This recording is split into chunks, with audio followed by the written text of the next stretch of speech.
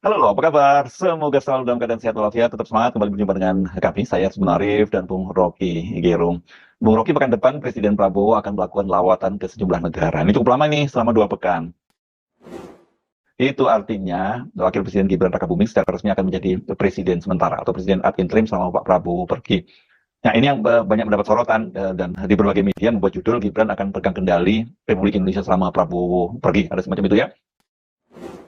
Dan ya saya kira nggak salah ya, walaupun ad interim kan selama Pak Prabowo pergi itu artinya yang menjadi penguasa tertinggi di Republik ini ya Gibran gitu. Kita paham lah di balik judul-judul semacam itu ada semacam keraguan kepada kapasitas Gibran mengendalikan negara sebesar Indonesia, kendati itu hanya bersifat sementara. Ya, tentu ada yang menunggu harap-harap cemas peristiwa itu ketika pemerintahan dalam negeri itu diwakilkan atau dimandatkan secara hierarkis memang harus dipimpin oleh wakil presiden. Jadi 20, ya mungkin 1 bulan Pak Prabowo tidak ada di Indonesia, itu kemudian jadi semacam pertaruhan untuk ujian pertama. Wakil presiden mampu untuk mengendalikan, mengarahkan, dan mengevaluasi kabinetnya. Saya kira itu juga semacam jebakan psikologis yang ya orang akhirnya berpikir apakah ini disengaja untuk menguji kapasitas wakil presiden, apakah menteri-menteri akan punya disiplin yang sama seperti kalau kabinet itu dipimpin secara diskursif oleh Pak Prabowo. Jadi Pak Wapres ini nanti akan menemukan sendiri apa yang disebut sebagai ujian kapasitas. Dan lebih dari itu tentu adalah ujian psikologis karena beliau akan berhadapan dengan menteri-menteri teknis yang sebetulnya udah dia kenal karena bagian juga dari rejim sebelumnya, menteri-menteri ayahnya sendiri. Tetapi kita masuk dalam satu upacara resmi ketika seseorang harus dengan kemampuan profesional memimpin isu-isu dalam kabinet. Dan ini yang semacam pertaruhan psikopolitik yang ditunggu-tunggu oleh netizen sebetulnya. Tetapi kita harus juga bahwa kapasitas untuk menghasilkan kebijakan di dalam kabinet yang sangat besar seringkali masuk dalam jebakan coba kita carikan istilah ekonominya, diminishing return, itu the law of diminishing return, bahwa semakin banyak input yang diberikan untuk satu unit kerja yang sebetulnya memerlukan simplicity, itu akan menyebabkan produk atau output dari unit itu mengalami penurunan di dalam output efisiensinya. Itu sama seperti kita taruh 5 orang membajak sawah, hasilnya sawah setengah hektar misalnya, hasilnya bagus, maka ditambah lagi tuh dikasih 10 orang makin tinggi hasilnya. Tetapi begitu ada batas yang dilewati, ditaruh 100 orang, itu artinya sawah itu nggak akan produktif lagi karena semua orang saling injak-menginjak di sawah itu kan. Jadi hasilnya returnnya akan mengalami penurunan. Nah, itu yang disebut diminishing return di dalam ilmu ekonomi. Tapi hal yang sama juga bisa kita lihat di dalam birokrasi yang red tape-nya terlalu panjang dan terlalu sebut aja ini kabinet yang mengalami obesitas sehingga tidak lentur untuk bergerak.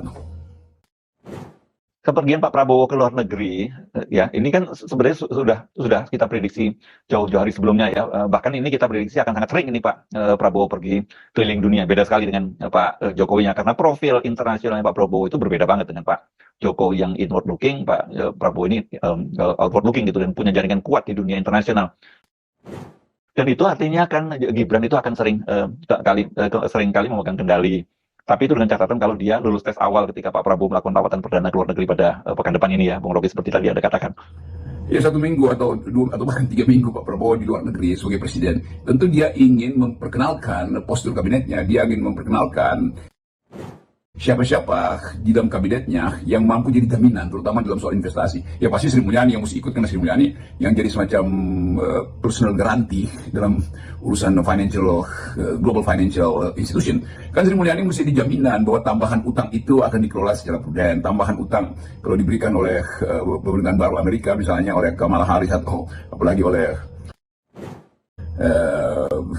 Donald Trump, itu artinya harus ada perjanjian politik juga. Kan kita mengerti itu sebagai gejala baru di dalam politik ekonomi dunia, bahwa uang dunia itu atau apalagi uang Amerika itu mesti ada yang jamin siapa yang akan mengelola dan siapa yang akan mengembalikan jaminan itu. Walaupun pada akhirnya karena kita butuh, maka ongkos uangnya itu atau interestnya akan sangat tinggi itu atau akan melampaui normalitas. Kan semua berlaku di dalam prinsip rasionalitas kebutuhan. Karena kita butuh, kalau kita minjem maka bunganya pasti tinggi.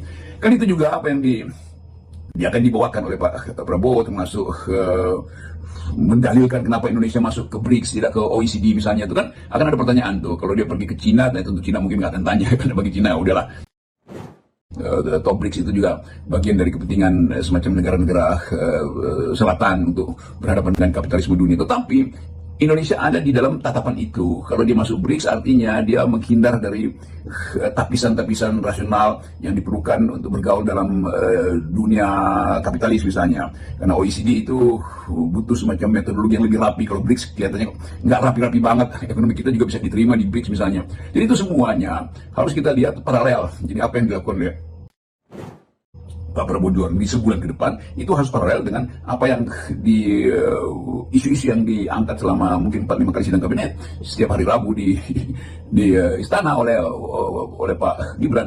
Walaupun kita tahu tentu akan ada komunikasi antara Pak Gibran dengan Pak Prabowo terus menerus lewat WhatsApp atau Zoom misalnya, tetapi pers akan datang setiap hari Rabu untuk mewawancarai menteri-menteri apakah yang mereka lakukan itu inline dengan apa yang sedang dijalankan oleh Pak Prabowo di luar negeri, apalagi kalau wakil presiden yang mesti menerangkan, itu akan ada semacam sebenarnya kejomplangan bahasa tubuh.